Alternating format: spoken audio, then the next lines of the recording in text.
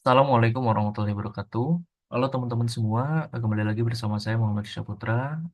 Pada kesempatan kali ini saya akan mencoba untuk memvisualisasikan bagaimana caranya kita untuk mengetes VAR atau Vector Auto Regression pada software RStudio gitu ya. Jadi sebelum kita ke demonstrasi, kita review dulu sedikit mengenai perkuliahan sebelumnya tentang VAR, bahwa var ini digunakan ketika semua variabel yang digunakan itu dapat menjadi variabel endogen atau variabel yang dipengaruhi. Ini terkait tentang masalah endogenity gitu ya.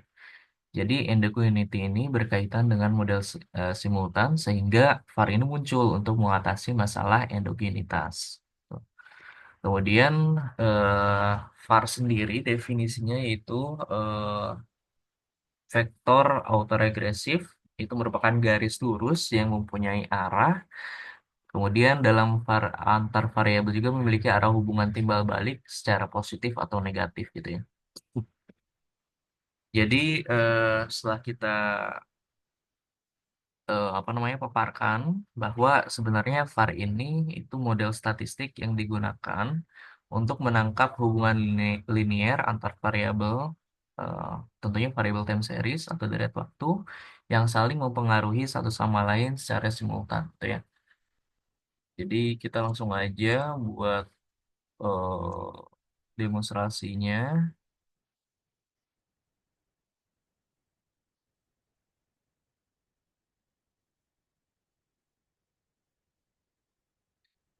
Oke, di sini saya udah buka RStudionya ya. Kemudian sudah menyiapkan apa namanya codingan-codingan untuk kita melakukan praktek gitu ya. Gunanya untuk mempermudah kita dalam apa namanya praktek.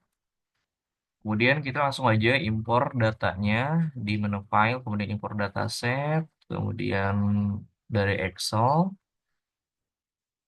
kemudian kita cari data kita. Oke. Kemudian namanya kita rubah dulu di sini jadi data. Kemudian kita import langsung, maka dia akan terimport secara otomatis datanya.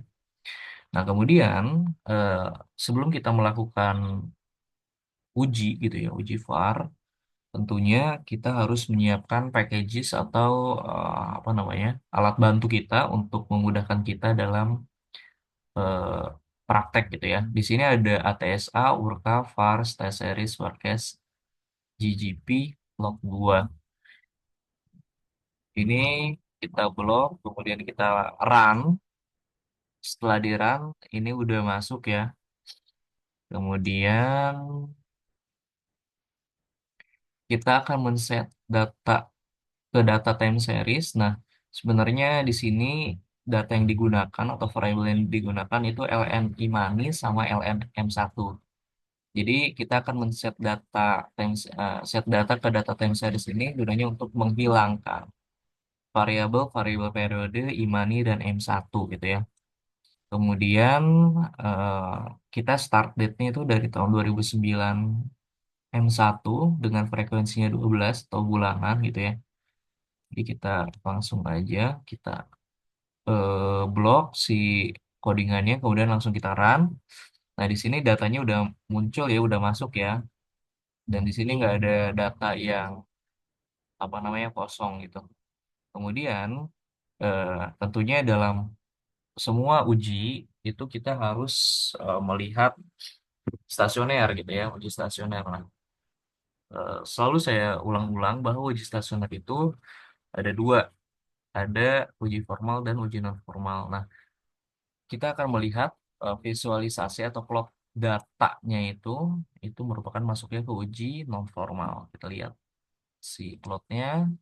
Nah, bisa kita lihat ya di sini plot untuk LNI Money dan LNM1 dia tidak menunjukkan stasioner ya karena dia cenderung naik ke atas gitu ya. Jadi variasinya itu tidak konstan sehingga diindikasi kalau kita melihat plot ini data ini tidak stasioner di tingkat level gitu ya. Nah, kemudian kita akan menguji apa namanya formal dengan salah satunya itu menguji ADF, Augmented Fuller Test.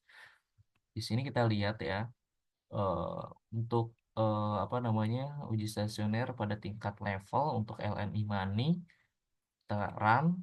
Nah, ternyata benar nih, data LNI Money pada tingkat level dia tidak apa namanya tidak stasioner gitu ya, atau kurang dari 0,05. Kemudian kita naikkan ke tingkat apa namanya first difference, kita coba untuk variable LNI Money.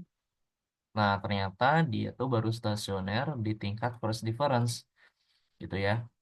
Kemudian kita cek lagi di apa untuk variabel LNM1 pada tingkat apa namanya level, ternyata dia juga tidak signifikan, tidak stasioner.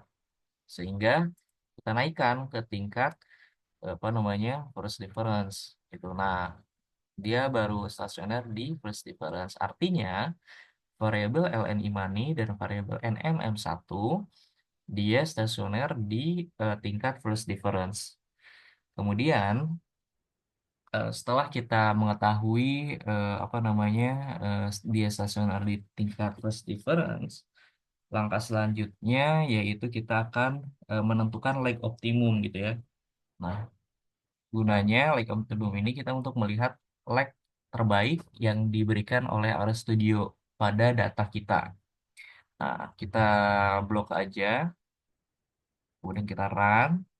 Nah, di sini leg terbaiknya itu ada untuk AKIK-nya 7, HQ-nya 1, SC-nya 1, FPE-nya 6.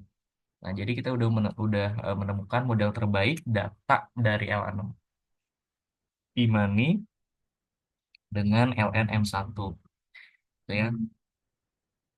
Nah, kemudian setelah kita menentukan leg optimum, tentunya kita akan mengestimasi nilai sifarnya ini sendiri. Kita blok, kemudian kita langsung run. Nah, di sini untuk apa namanya estimasi VAR-nya sendiri, eh, nah kita bisa lihat di sini estimated coefficient for equation ln Imani dia itu tidak signifikan ya. Ya artinya ln Imani ini tidak ada pengaruhnya terhadap ln M1. Nah, kemudian kita lihat juga estimasi coefficient for equation ln M1. Nah, tadi kan ln Imani, sekarang lihat dari equation ln M1-nya. Nah, ternyata untuk ln Imani, untuk ln M1 apa namanya? Pada ln Imani dia signifikan ya. Dia signifikan yang artinya LNI Money ini dia apa namanya sangat dipengaruhi oleh LNM1 gitu ya pada leg pertama. Nah, kemudian setelah kita mengestimasi nilai VAR, langkah selanjutnya itu kita akan mengecek kestabilan dari model VAR yang kita gunakan. Nah, di sini kita blok aja, kemudian kita run. Nah, di sini kita bisa lihat ya untuk variabel si ln imani dengan ln M1 itu dia nilainya kurang dari satu ya. Nilainya kurang dari satu yang menandakan bahwa model VAR ini stabil. Nah, selanjutnya kita akan menguji kointegrasi. Sini kita blok, kemudian kita run. Nah, untuk uji kointegrasi ini kita lihat R sama dengan satunya gitu ya. Nah, di sini terdapat satu kointegrasi yang artinya bahwa terdapat hubungan jangka panjang pada LNI Money dan LNM1 gitu ya. Ini. Nah, kemudian selanjutnya kita akan mengecek normalitas dari data yang kita gunakan. Sorry. Kita akan mengestimasi ulang model VAR-nya ini dulu. Dan setelah diestimasi ulang, kita cek autokorelasinya. Nah, sekarang langsung di sini eh, kita melihat si apa namanya p-value-nya, chi-square-nya 54,761, p-value-nya 0,12. Nah, kita bisa lihat di sini ya, dia tuh kurang dari 0,05, yang artinya tidak ada autokorelasi, tidak ada autokorelasi. Nah, kemudian kita selanjutnya akan mengecek normalitas di sini. Nah, blok, kemudian kita run. Di sini kita bisa lihat normalitas dari eh, apa namanya JB testnya itu di sini C square-nya 1,5, kemudian P value-nya 0,8. Dia tidak signifikan ya. Jadi untuk yang JB test dia tidak signifikan. Kemudian swagness ini dia itu juga tidak signifikan ya, kurang dari 0,05. Ini juga tidak signifikan yang menandakan bahwa residualnya itu normal ya. Nah, kemudian selanjutnya kita akan mengecek heteroskedastisitasnya. Kita blok, kemudian kita run. Nah, di sini kita bisa lihat ya, untuk heteroskedastisnya itu pada model Arch, dia p-value-nya itu tidak signifikan ya. Bahwa kita bisa simpulkan tidak ada bukti untuk menolak apa namanya H0 atau tidak terdapat heteroskedastis gitu ya. Kemudian kita akan lanjut ke langkah selanjutnya yaitu mengecek kestabilan akar karakteristik. Kita blok, kemudian kita run sini. Oke. Ini tujuannya itu apa namanya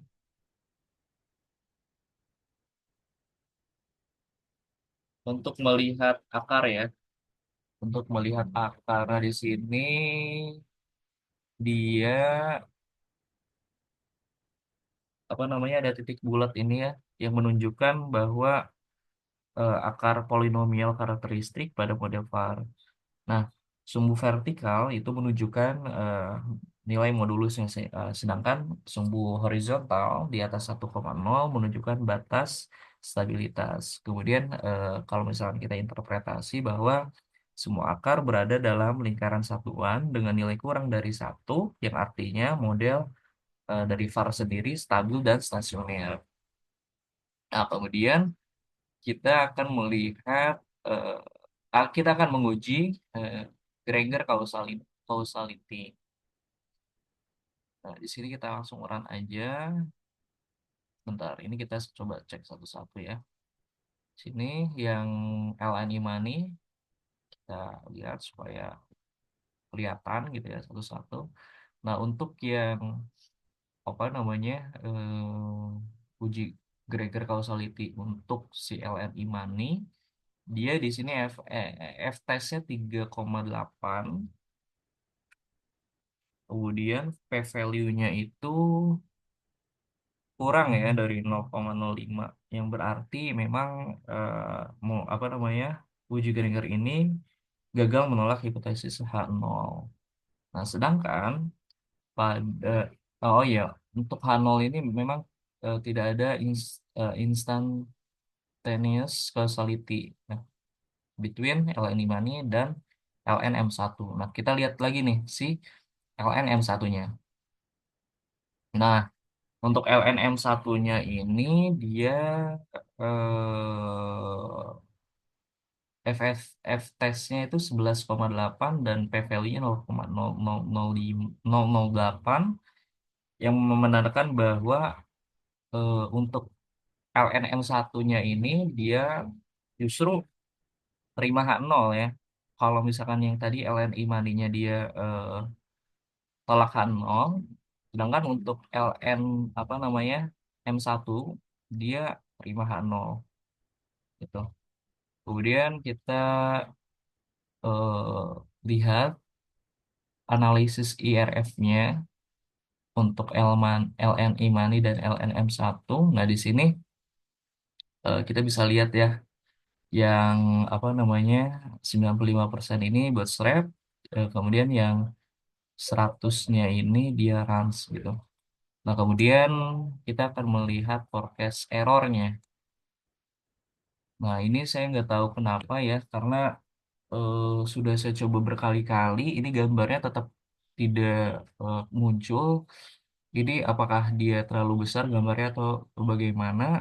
Jadi mohon maaf untuk forecast error variance decomposition ini tidak bisa saya tampilkan, tapi kalau misalkan muncul dia tuh akan menunjukkan apa namanya si eh, dekomposisi dari LN.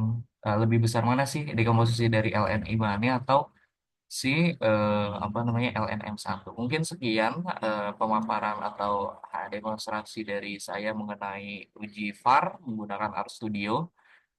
Sekian dari saya. Wabillahi taufiq walhidayah. Assalamualaikum warahmatullahi wabarakatuh.